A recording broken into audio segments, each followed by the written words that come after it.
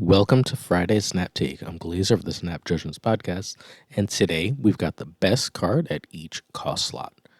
Now, before we get into it, first we're going to look at votes done on our YouTube and Twitter, voted on by you, the listeners. It's going to be the popular vote. In addition, last week, both Cozy and Alex Cochia completed the same basic exercise. Then, once we look at those three picks, we're going to take a look at why you're wrong and why I'm right. You're not wrong and I'm right. You're allowed different perspectives. But we're going to take a look and see how that works. Okay. Before we go any further, I need you to subscribe. Here's your real benefits for subscribing. First and foremost, the main benefit for subscribing right now to this channel is we do the biggest season pass giveaway in Marvel Snap. Each and every season, we're giving away 5 different season passes along with a grand prize. That's the season passes along with each week of that month's Token Tuesday. So you get all the goodies. All you have to do is make sure you subscribe to the channel, pay attention, watch the videos, and that's going to be announced about a week and a half, 2 weeks out from the new season. The other benefits of following general small content creators. Alex and Cozy, who are awesome human beings, Bootman, who's our boy, they release videos about the coolest decks, right? The coolest decks they find. But what happens is you see these decks with these high win rates that they release videos on, and then you go on Ladder, and those decks are everywhere. They have hundreds of thousands of views sometimes, right? We don't have that. We're still new. We're still growing. But I spend a lot of time finding you guys the best decks, the coolest competitive advantage decks. And I get to it usually before a lot of those bigger creators, before they really notice what's happening. So by following these videos, you know that meta deck that's everywhere, the one that has Darkhawk and the whole Stature Black Bolt thing? I started talking about that deck days before everyone else. People who were paying attention, who were talking with me at that time, rode that deck to infinite like that. Hi, American Primate. Rode that deck to infinite immediately because they were paying attention. They were getting the smaller creators' decks, the smaller creators' things that were OP, and that allowed them to hit infinite, allowed them to be competitive in Marvel Snap before a lot of people, before the deck started being everywhere as all the creators talked about it. We do that kind of thing all the time here. Pay attention to your smaller creators, not just the big ones. It's how you get a competitive advantage. All right. So right over here on the Snapchat episode 27, Cozy and Alex Cochia made a video where they fundamentally talk about their favorite card at each cost slot, the best card at each cost slot in the game right now. I'm going to post this slideshow below, so if you haven't seen that video, Lord knows you've seen that video, right? They're 2 of the biggest creators in the game, but if you haven't seen that video, you can check it out. Boop, there's Cozy. We had Bootman on the Snap Judgments podcast, and we completed a similar, if not exactly the same exercise, where each of our 4 hosts for the week, myself, Chris Lavin, and Roy, along with Bootman, each chose one of 4 cards at that cost and had to defend it as the best. None of us gave our real opinion, except who was picking first there, right? Everyone else was left to choose from a diminished pool. So what's different today is I'm going to tell you what I think the best is. Again, if you want to listen to this episode, I urge you to check out Snap Judgments, no E in the judge, Snap Judgments podcast on whatever podcasting platform you prefer. All right, going to have to pause that and move on. Next up, best one drop as per your vote was Iceman. Cool. Iceman is incredible. What Iceman's power really is to me is that there's a lot of 3 and 5 drops in the game in particular that you don't want to play at any other point. You need to get Surfer out with exactly 3 or 2 cost, making Surfer a 4 screws up Surfer decks. Wave being cost 4 will absolutely ruin a Doom Wave deck's day.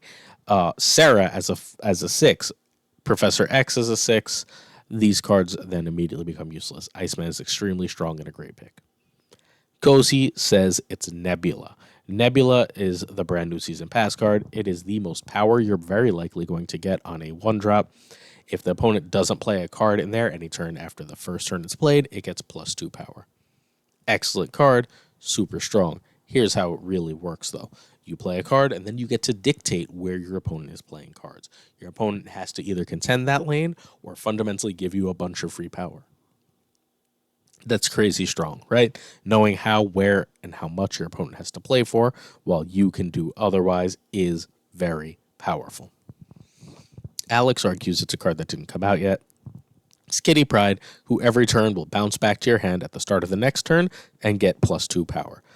Now, Kitty is incredibly strong. I think Kitty's natural home is decks that run Beast because you really, really, really want Kitty to be free. And when she is beasted, she does gain the same 2 power. So you're not losing power that way. But Kitty is an extremely powerful card and one of the most powerful cards in the game with Beast. Cool? Now, my pick is Nebula, and I'm going to explain why quickly. Nebula is one of the most seen cards in the game right now, and your win rate when drawn at 8 and when in deck at number 4 are both through the roof. Kitty is a straight up Nebula counter, right? Kitty is a straight up Nebula counter with Beast. You can just play a card in that spot every turn, make sure Nebula gets no power. But that's with Beast and in a specific combo. Without that combo, Nebula's going to do what she does, right? She's going to either gain a bunch of power or force your opponent to play in that lane. Either one of those are extremely, extremely powerful, especially because, for whatever reason, Killmonger has not taken over the meta as many predicted. Iceman remains extremely powerful, but very often Iceman will hit something utterly useless. Iceman hitting a Zabu that you were going to play on 3 anyway. Iceman hitting a Nightcrawler you don't care about, etc., etc. Iceman is very good, but very often it's a card you either weren't going to play or that one extra energy isn't really affecting. Nebula's weakness is you can draw her late in the game, but given that you start with 4 cards in hand at the beginning of each game, that's like a 25% chance, I believe, of seeing her at the start of each game. It's pretty good, right? Like, you're very likely to see Nebula early within the first couple turns. If you do, she's extremely powerful. Best 2-drop. You guys voted for Zabu.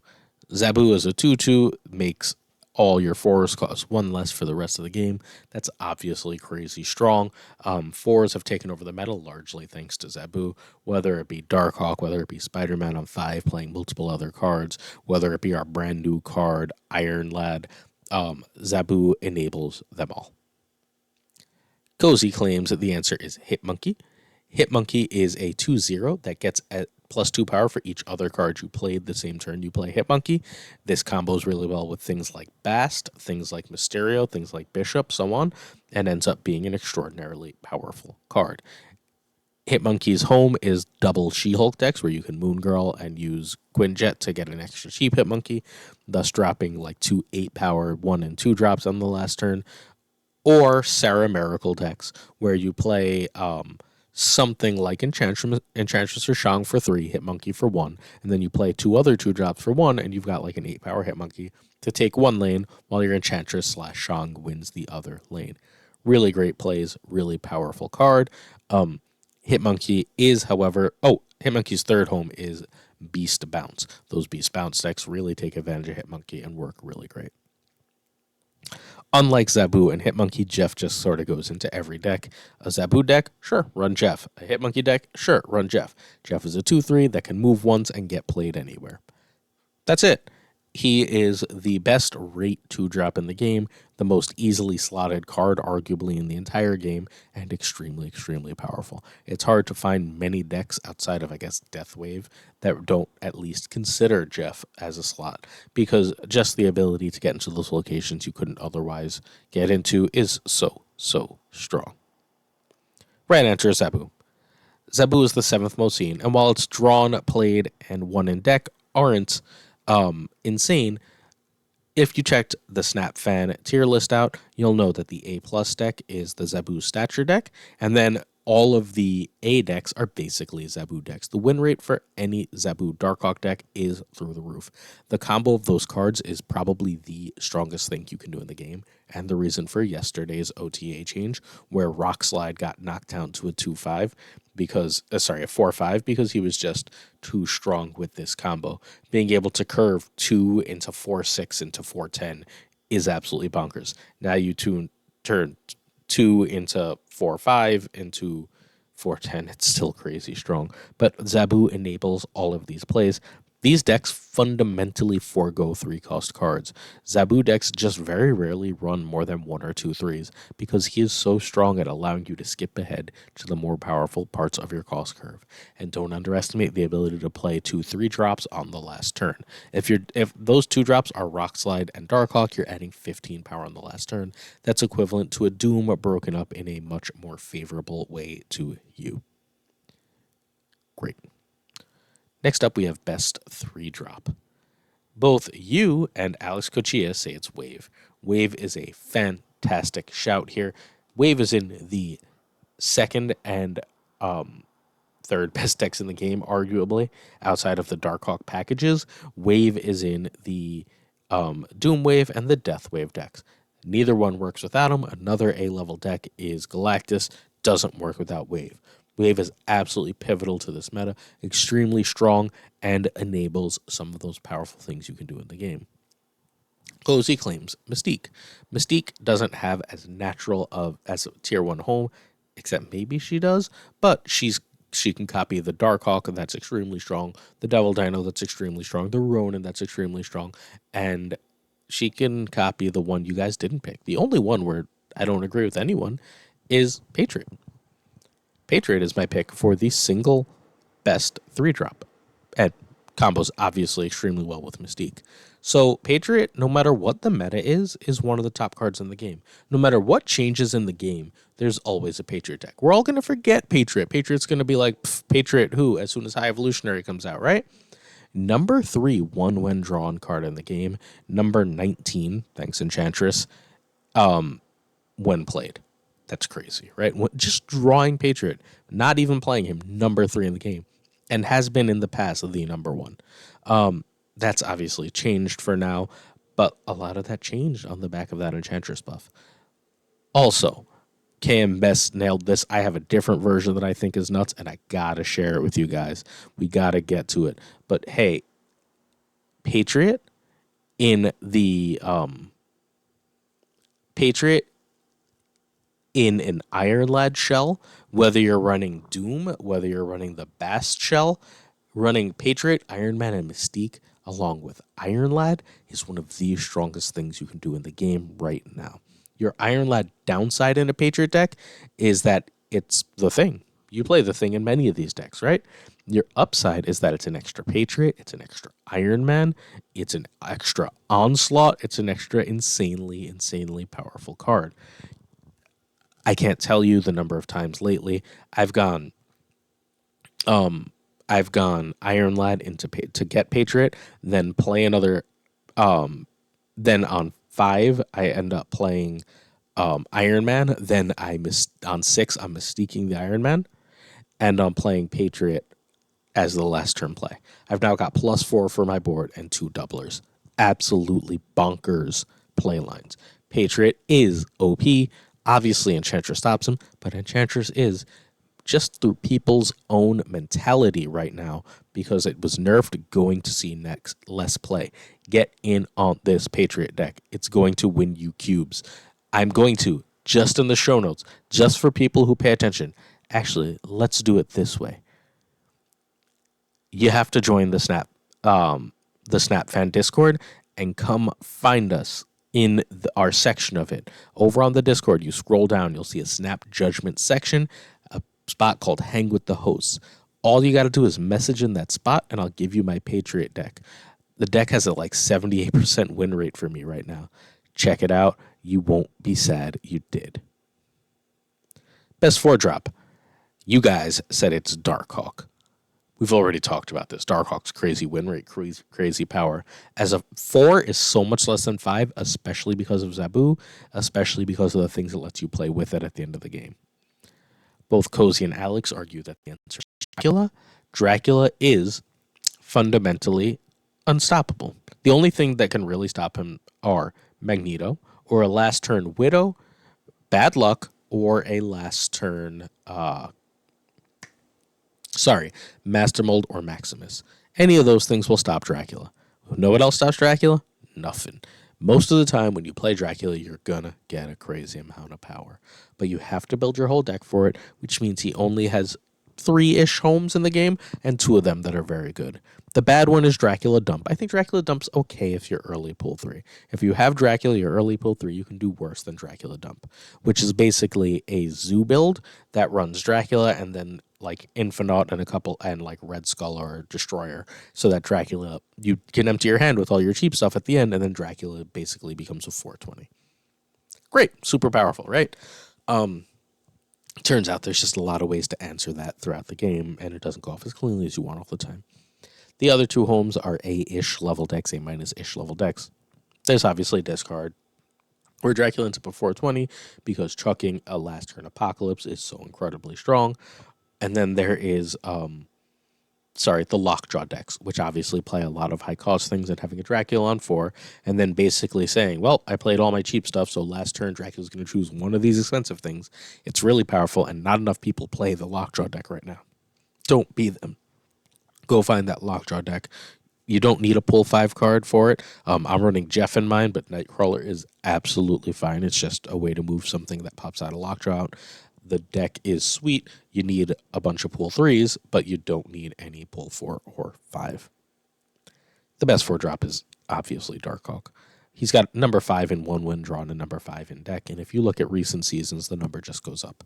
Darkhawk is the MVP of the game. If I were doing top 10 cards in the game right now, straight up, Darkhawk is number 1.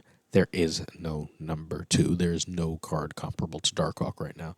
He is absolutely busted strong.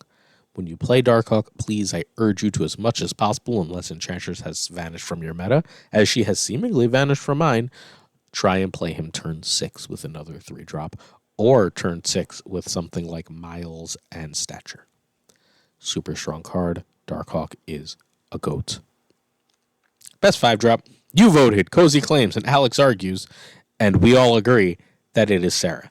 Sera doesn't have any crazy stats. Sera is an enabler for high skill level plays. If you can read your opponent, if you know your decks, if you know the meta, there are like 5 or 6 different Sera decks that win at A level rates. Sera is stellar. 5/4, that -1 for everything the rest of the game is absolutely incredible. We're starting to see Sera in other decks that are running like Doom, decks that are running Odin. Decks that are running Doom, decks that are running Devil Dino, etc., as ways to just have a ton of power with her. She's always been great with Sera, just moving 1 card when you can get a bunch of other power else. Always been great with Arrow. Excuse me, sorry about that. She's been great with Arrow, just moving that 1 card that you need to get to a spot you don't want, or figuring out what they're going to do and then ruining their plans. Sera is the best at this, whether it be Silver Surfer versions, whether it be Pure Control Enchantress Shang-Chi versions, or whether it be Hitmonkey versions and Darkhawk versions. Sera fits in so many shells, and she is so strong. She makes your opponent's last turn so difficult, not knowing if you're going to go wide or play big or what and how. Lastly, we have 6-drops. You all voted Doom. Doom is a 6 for 15. It's obviously stronger than She-Hulk as a 6 for 9. Getting into lanes that you couldn't otherwise get into is obviously also super strong. Doom has a home in obviously Doom Wave, but Doom's other major best home is, Doom goes in everything, right? Doom's great with Iron Lad. Doom's great with my lovely Quake decks. Doom's great in Doom Wave. Doom is a stellar card. I'm not going to say a single bad thing about Doom. One of the best cards of the game. But both Cozy and Alex argue the answer is She-Hulk, and I think the answer is She-Hulk. She-Hulk is seen all the time, and for a card that's seen so much to be in the top like 30 to 40 in terms of when played, drawn, and in deck is crazy. Where doesn't She-Hulk fit? Hard to say, right?